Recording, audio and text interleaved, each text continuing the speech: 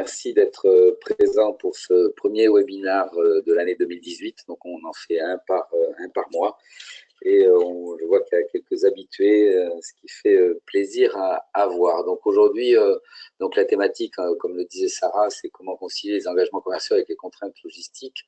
On se rend compte dans le cadre de l'expérience que l'on a que la conciliation est de plus en plus compliquée et difficile entre les services commerciaux, toujours plus exigeants par rapport aux exigences de leurs clients et puis aux contraintes logistiques que l'on peut avoir par rapport à l'approvisionnement. Alors c'est vrai que le textile ou la mode en général ont des spécificités particulières, avec bien sûr des collections saisonnières, avec une externalisation des productions, avec une granularité de la commande à la SKU, avec des problématiques de taille, couleur, donc compliquées, mais aussi un mode de fonctionnement sur des produits et des cycles de vie très courts, donc un effet d'expérience particulier qui fait qu'on a besoin sans arrêt de pouvoir refaire ou d'avoir une gestion de la qualité qui est de plus en plus fine et systématique tout au long du cycle de production.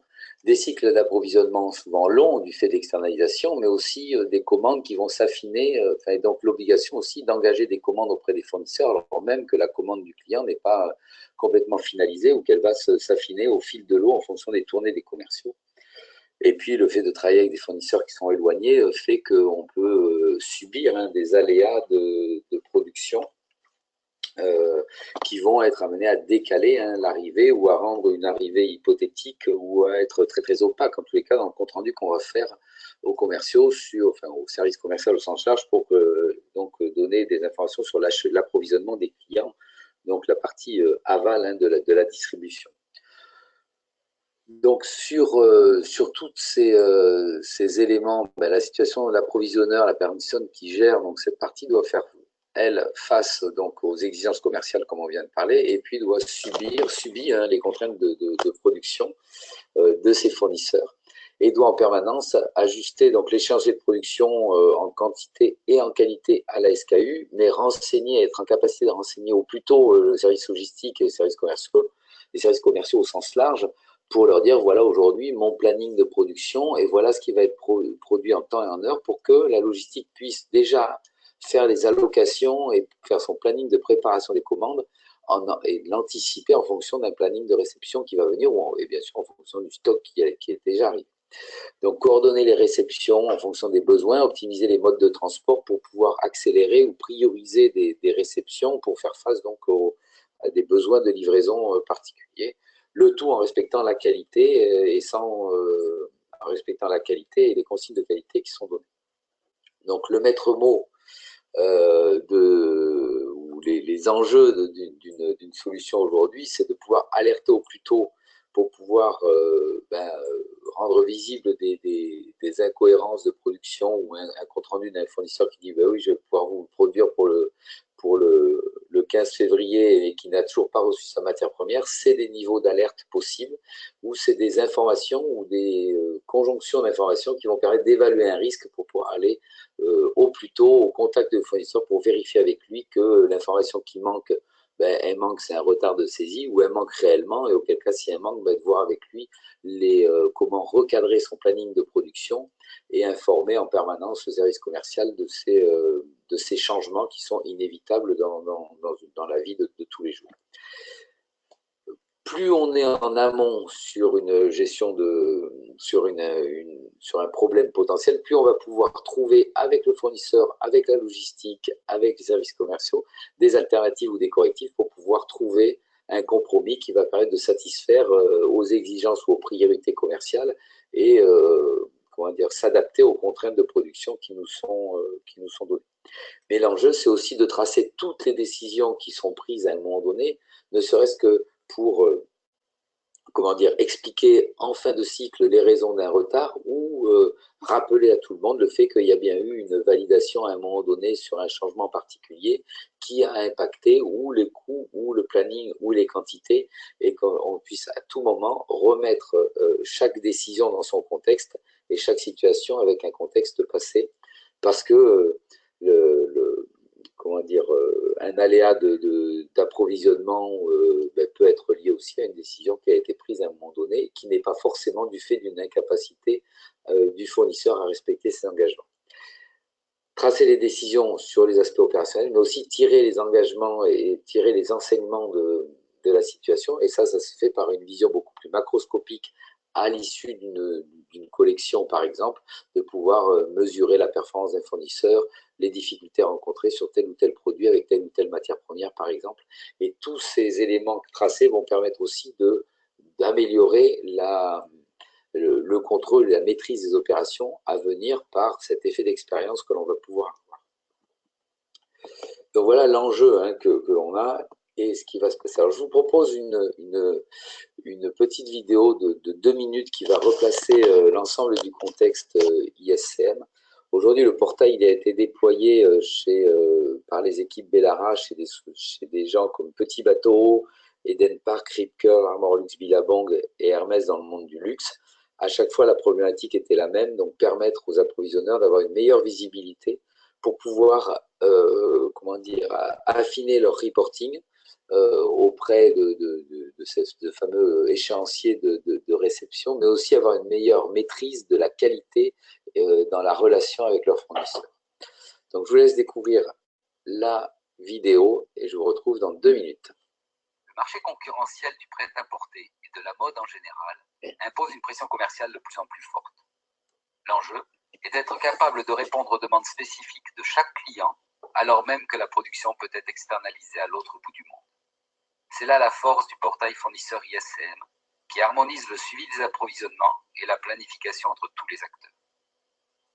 Les commandes sont soumises aux fournisseurs pour confirmer les coûts, les quantités, les dates de réception des matières premières ou des produits finis. Les échanges permettent d'identifier au plus tôt les contraintes de production pour valider les jalons de suivi. ISCM permet de mobiliser chaque acteur sur un objectif commun. Via une interface sécurisée, le fournisseur saisit ses contrôles qualité pour valider le lancement de la production, mettre à jour son suivi et informer l'approvisionneur en temps réel. Quels que soient les problèmes de qualité, de quantité ou de délai, ISCM facilite la prise de décision en fonction des priorités réelles qui ont pu évoluer. L'approvisionneur, avec le fournisseur, peut adapter et moduler en concertation le plan de production et de livraison pour respecter les objectifs fixés. En temps réel, chaque acteur est informé, les priorités validées et le planning adapté en cohérence. Une fois la production terminée et contrôlée, ISCM génère la liste de colisage et les étiquettes colis. Informé, le transitaire peut déclencher les opérations d'acheminement et renseigner les dates de suivi. Ainsi, via ISCM, les équipes entrepôts disposent d'un planning de réception plus fiable pour anticiper la préparation des expéditions clients. En synthèse, tout au long du cycle d'approvisionnement, la supervision ISCM simplifie la relation avec les fournisseurs et accélère la prise de décision pour respecter les engagements de livraison.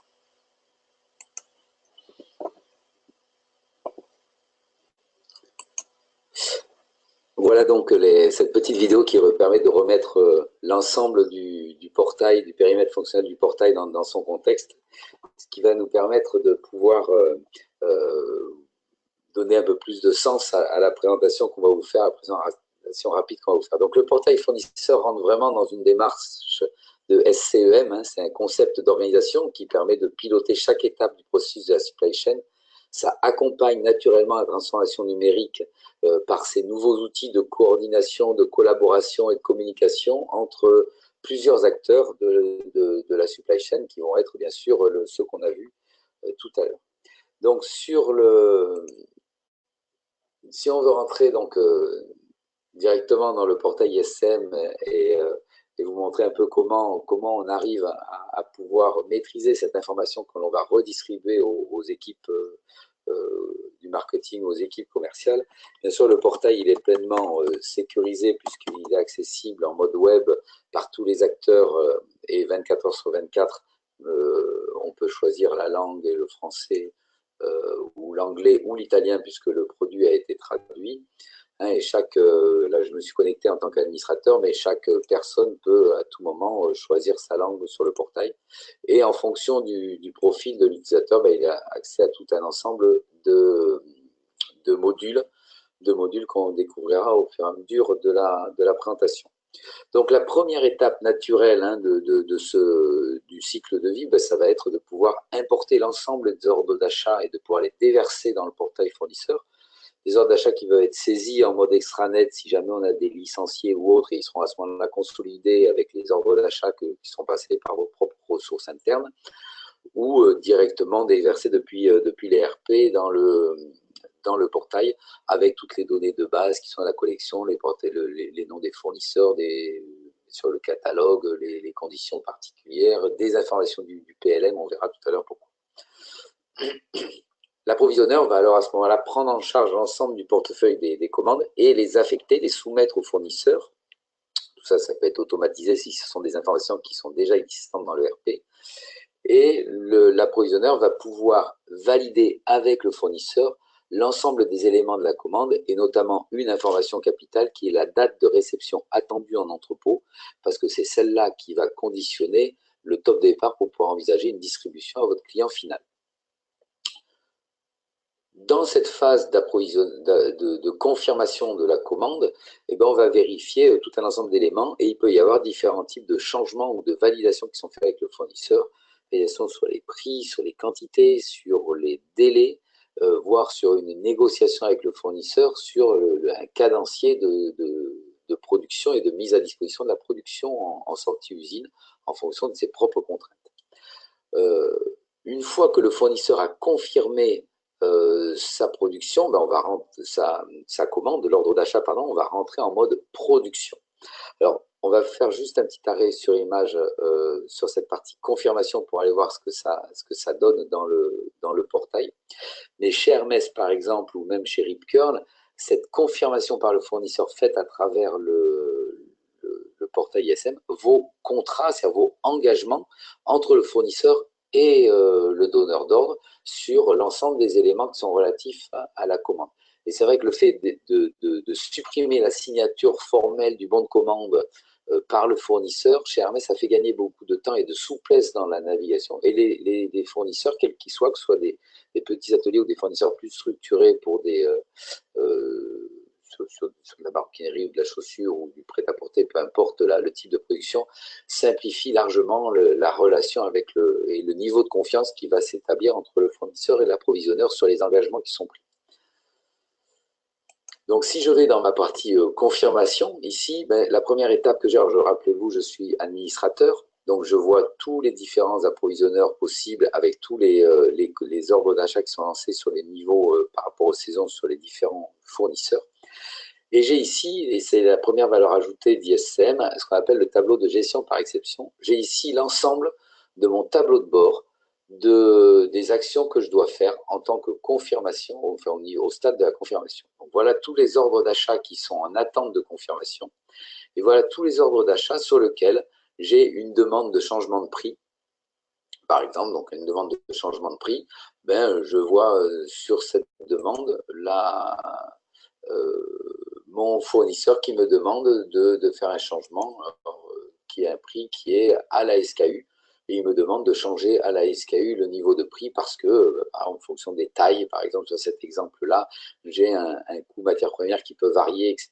Et je vais pouvoir éventuellement valider et répondre sur cette demande, d'ailleurs, que j'avais déjà préacceptée avec lui tacitement ou lors des échanges téléphoniques que j'avais. Et je vais accepter ou refuser cette proposition, auquel cas le changement ou faire une contre-proposition. Et là, on voit qu'en définitive, je suis quand même capable de pouvoir interagir avec cette information. OK. Et je vais envoyer, ça va me finaliser donc cette information qui va rentrer et qui va être enregistrée et tracée dans cette demande-là. Je peux avoir aussi des demandes de fractionnement sur des informations qui sont où là, le fournisseur va me dire, voilà, sur cette demande-là, en définitive, j'avais une commande initiale de 600 pièces sur cette matrice à la SKU à faire pour le 27 février. En définitive, je ne me sens pas de le faire, d'en faire 600 pour le 24 février. pour le 17 février. Je vais en faire que 480 et puis il y en a 40 sur le 17 mars parce que le noir, j'ai un problème d'approvisionnement en matières premières. Je pourrais en faire 40 le 7 mars et 80 pour le 23. Et est-ce que ça, c'est quelque chose d'acceptable? Après concertation, etc., moi, en tant qu'approvisionneur, une fois que ça c'est validé, je vais pouvoir éventuellement accepter cette demande de changement en disant « OK pour cette fois ». Ok, bah, comme je suis administrateur, je me substitue au fournisseur parce que c'était une demande qui avait été faite et je vais l'accepter en tant que tel, auquel cas elle va sortir de ma gestion par exception et ne sera plus à traiter comme elle était là puisqu'elle a été validée et on a pu passer à autre chose.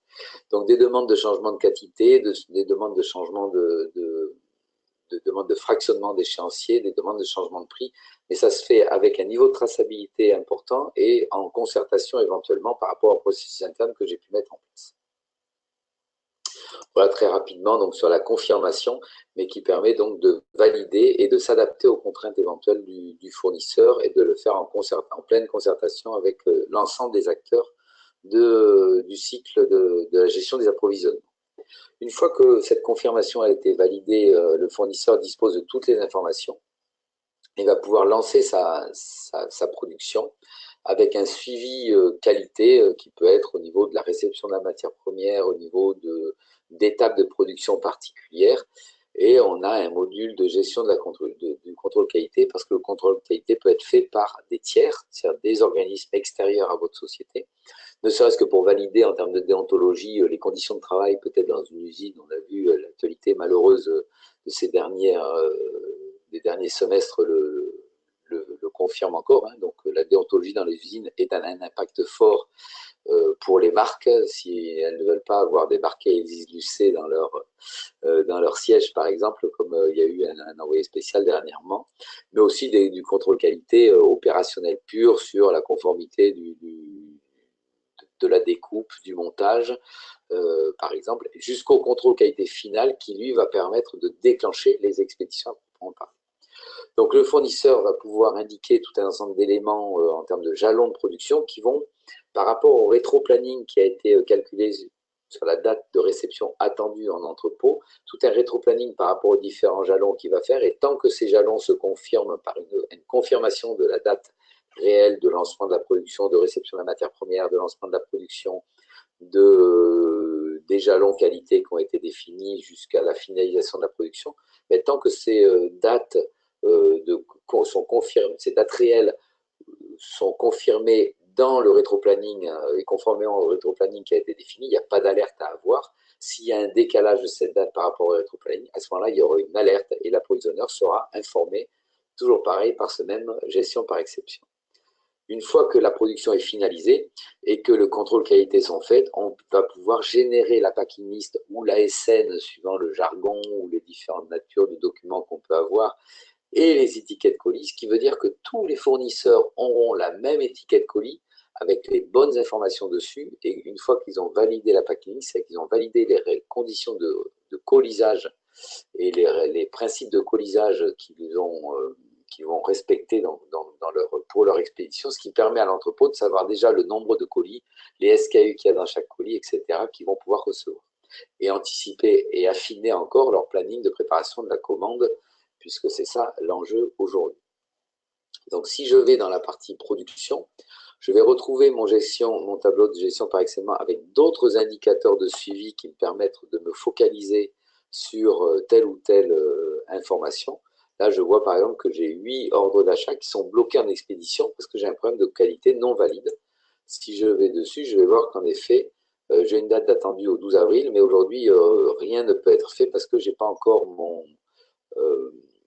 size set validé ou j'ai pas encore ma production d'échantillons qui va être fait. Et que là, aujourd'hui, ça me met en situation de retard par rapport à l'ensemble du rétroplanning que j'ai défini.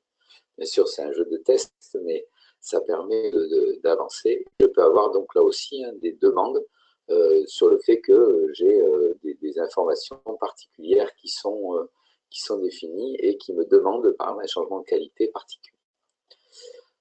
Au niveau du suivi de production, j'ai tout un ensemble de critères de recherche qui vont me permettre d'affiner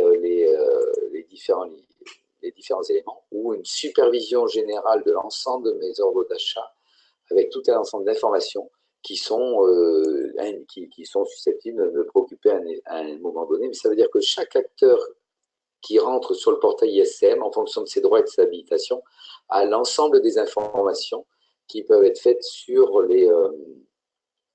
un ordre d'achat. J'ai aussi un échéancier, et ça c'est extrêmement important en termes de reporting opérationnel, qui va me permettre de voir sur les semaines à venir ou passées l'ensemble des éléments avec toujours donc, cette ligne rouge qui est la date du jour par rapport à aujourd'hui. Et je vois toutes les actions que j'ai. Et là, je me rends compte, par exemple, que pour ce fournisseur-là, sur ce modèle-là, qui est les escarpins Salomé, par exemple, j'ai une demande de changement, une demande d'échéance, d'étalement de la production. Donc, je sais que j'en ai probablement 220, il m'en reste 450 à faire. J'ai donc une partie, j'ai 230, et sur ces 230 qui sont encore à produire, j'ai une demande de changement et d'étalement de cette production. Donc, je vais rentrer dedans pour voir de quoi il s'agit réellement. Et là, je me rends compte que le fournisseur a donc 110 produits à faire encore sur les 450 initiales. Et donc, il va me demander sur cet exemple-là d'en produire, d'étaler la production, d'en faire 110, pardon, sur mon exemple, 110 au 30 janvier, de faire un fractionnement à 30 au 30 janvier, et puis 40 et 40. C'est pas forcément une très très bonne nouvelle par rapport à mon échéancier, que cet étalement, mais je me rends compte que je vais recevoir 230 escarpins la même semaine, donc bon, globalement, c'est quelque chose que je peux accepter en connaissance de cause, et c'est ce qu'on va faire pour les besoins de cette démonstration-là, où je vais dire OK en l'occurrence, et je vais accepter cette information-là.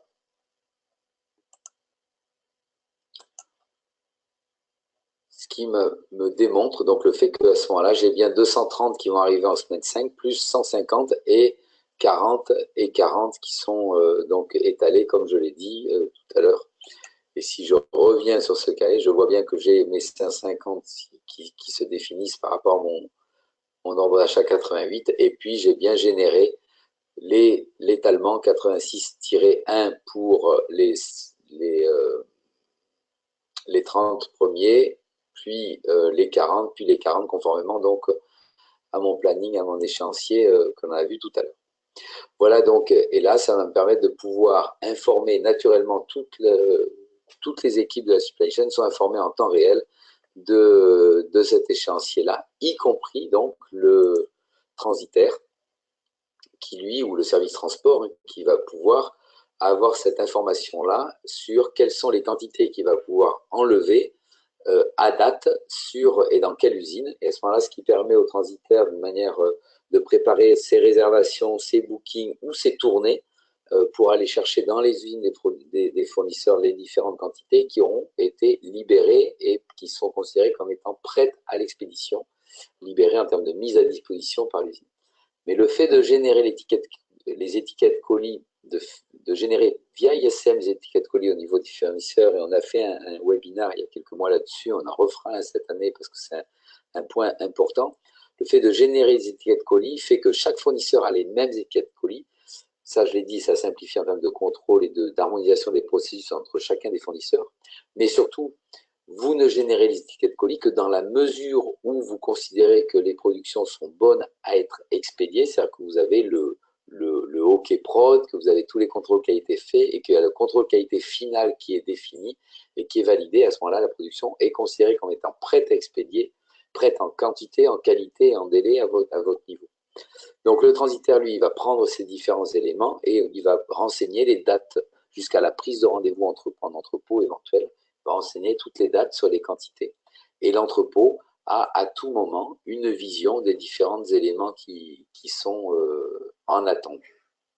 Alors, si je retourne juste sur mon suivi de production,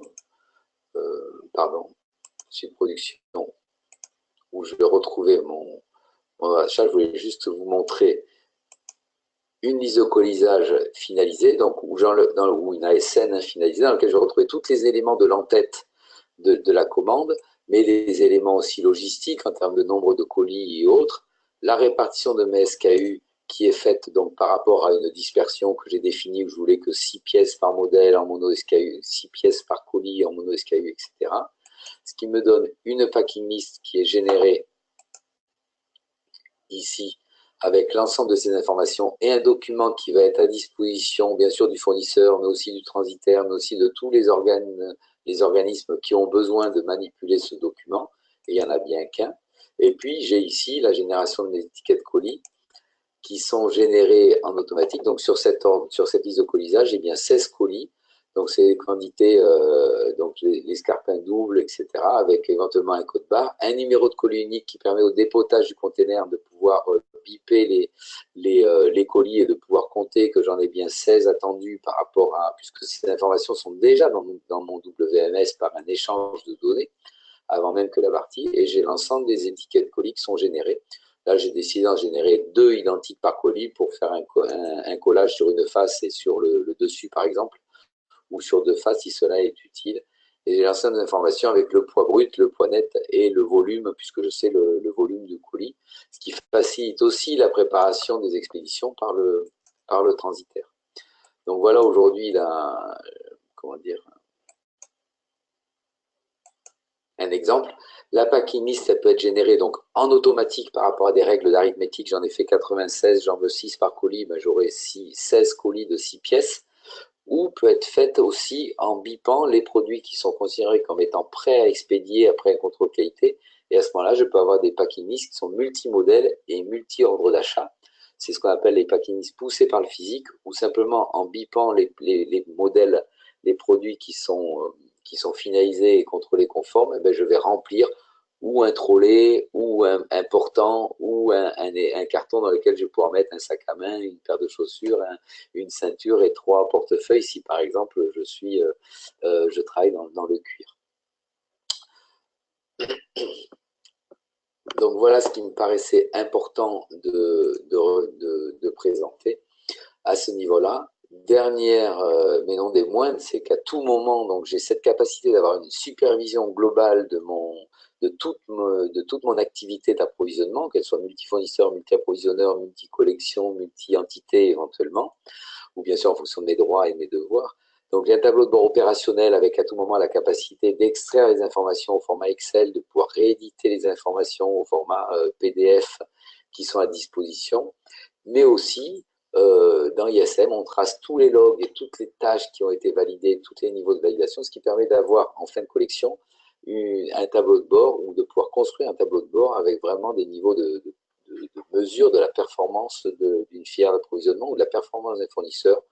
Si un fournisseur fait toujours 10-15 changements, demande de changement pour un même mois, ben c'est un niveau d'insatisfaction ou de non-qualité qui peut être travaillé en termes de processus avec le fournisseur, mais d'une manière proactive et, on va dire, intelligence dans une démarche d'amélioration continue. Mais ça peut permettre aussi d'avoir ces indicateurs, de pouvoir aussi définir que le niveau retard de moyen est inférieur à 3 jours et que ce n'est pas effectivement ça qui pêche dans l'insatisfaction que peut avoir un service commercial sur les problèmes d'approvisionnement qui peuvent être faits.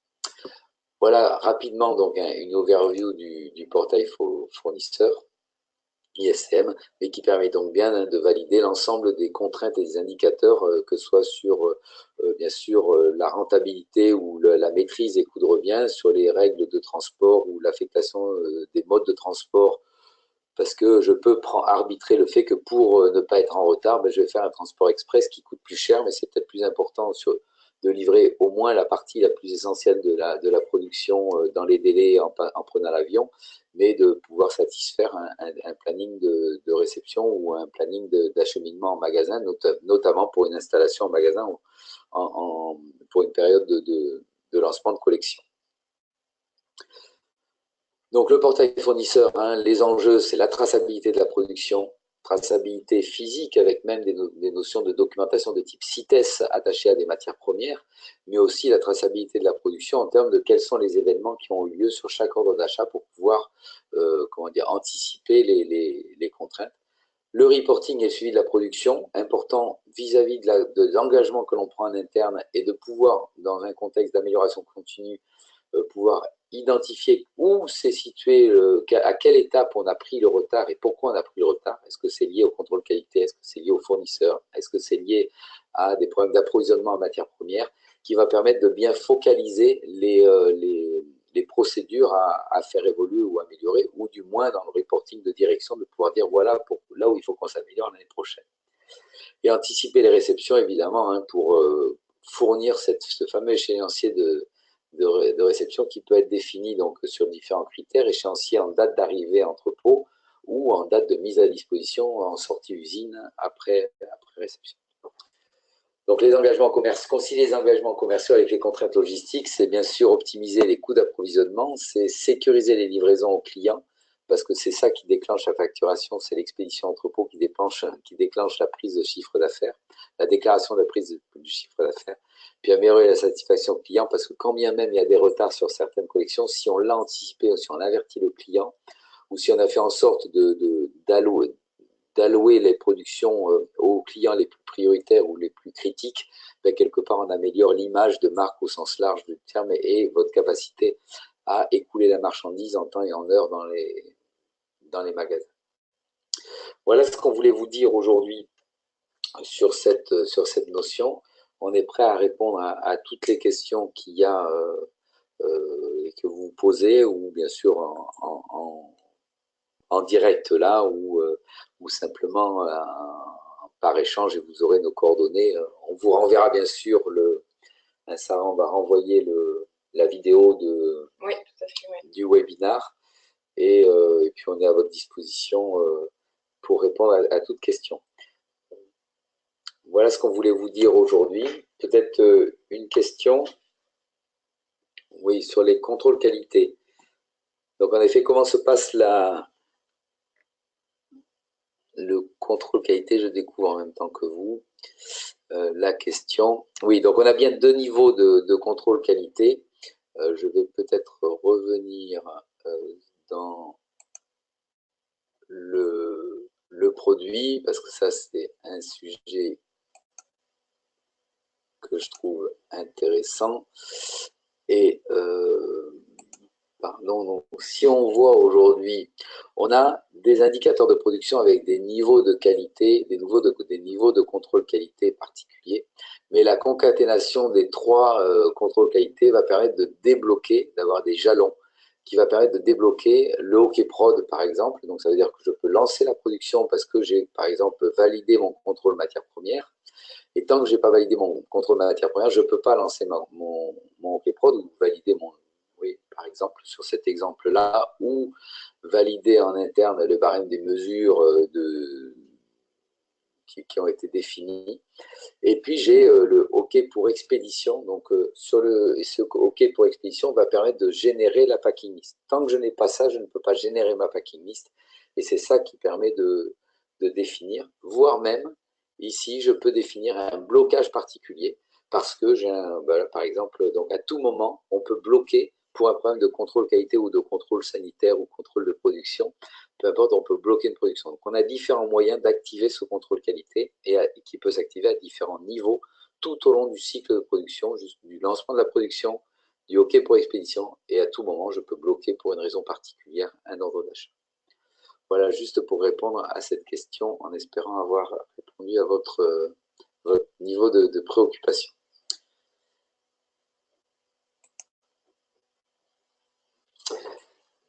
Voilà donc en conclusion. Donc, merci Patrick pour cette présentation qui a été très claire des différentes fonctionnalités, en tout cas sur le sujet d'aujourd'hui de nos portails fournisseurs.